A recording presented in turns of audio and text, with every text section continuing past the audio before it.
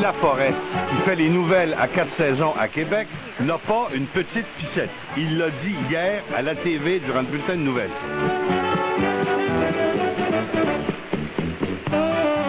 C'est sa femme qui va être contente. Marc, avec la tête qu'il a, il est mieux d'avoir autre chose.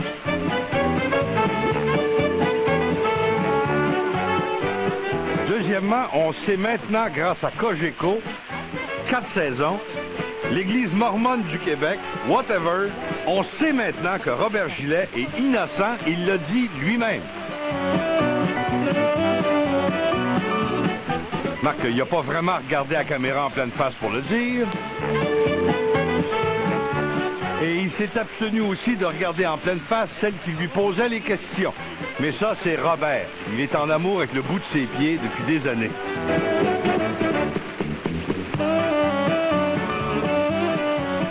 Mais pendant que Robert allait au restaurant et qu'il se faisait importuner par des journalistes, les victimes sont encore en prison à l'Escale et elles doivent payer pension à cause d'un zouf comme Roger Bertrand.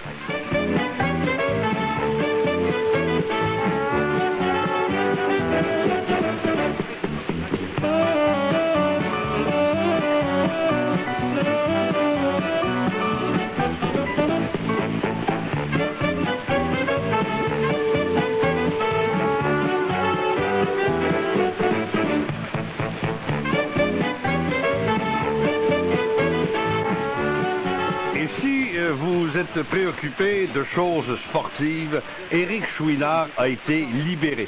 Il a obtenu sa liberté sous caution hier du Canadien de Montréal. Son calvaire est terminé.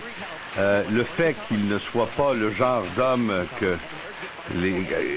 avec les genres de personnes que le Canadien de Montréal embauche. Éric Chouinard, qui est un joueur relativement subtil, capable de faire des jeux de finition devant les buts. Ils vont aller jouer à c'est un nom de ville que j'ai oublié tout le temps parce que c'est Marc Simoneau qui m'a lancé. À Philadelphie, oui, c'est ça.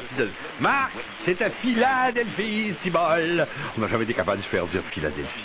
Lui, il a toujours mis du fromage Philadelphia sur ses toasts. Mais, ce que vous voulez. Et d'ailleurs, il encourageait toujours les Phillies de Philadelphie au baseball.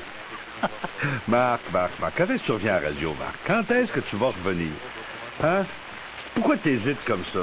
Je sais que ça te tente pas, puis que des fois, quand on s'est absenté trop longtemps, on n'ose pas revenir. Faut pas perdre le contact, parce qu'on a toujours peur de perdre la main.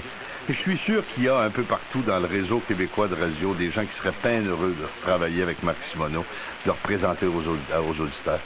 Regarde, Marc, on pourrait faire un deal, on pourrait recommencer à petite dose.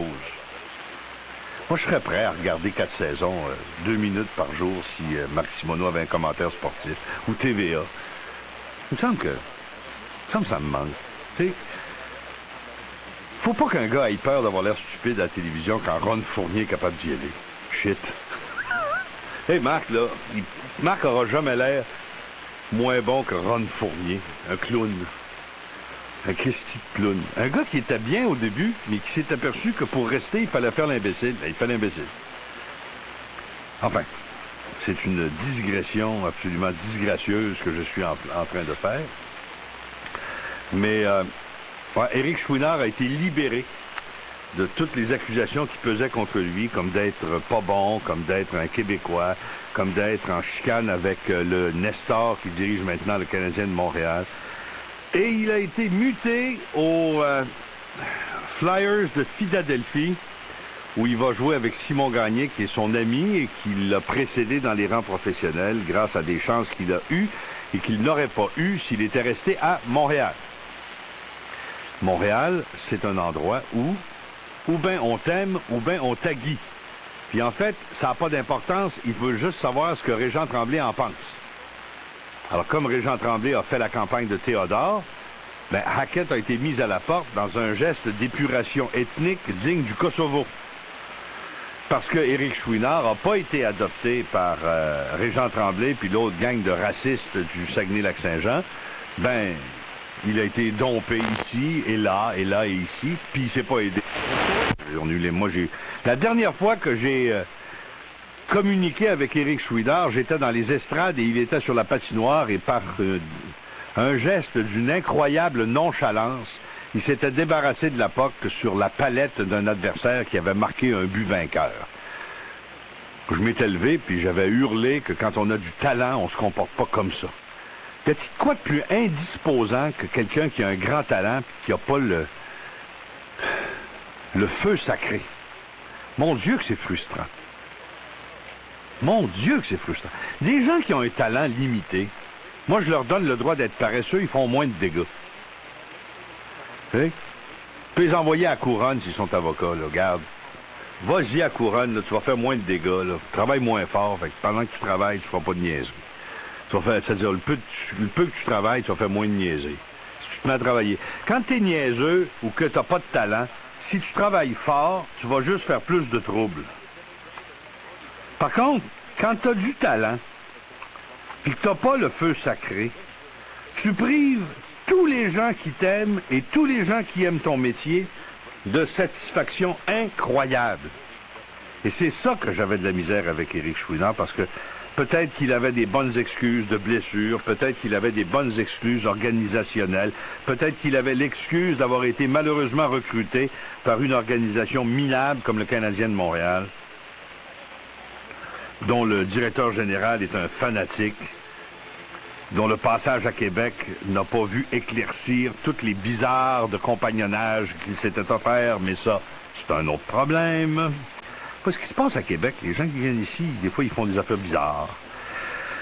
Éric Chouinard avait un talent extraordinaire au hockey. Le voir jouer avec nonchalance, moi, ça me... Mon Dieu, ça me faisait le même effet sur mon siège au Colisée de Québec qu'un fer à souder dans le trou du cul. C'était pas le fun. Mais là, il a été libéré, puis j'espère qu'il va s'épanouir, parce que c'est un des beaux talents de hockey. Au moins.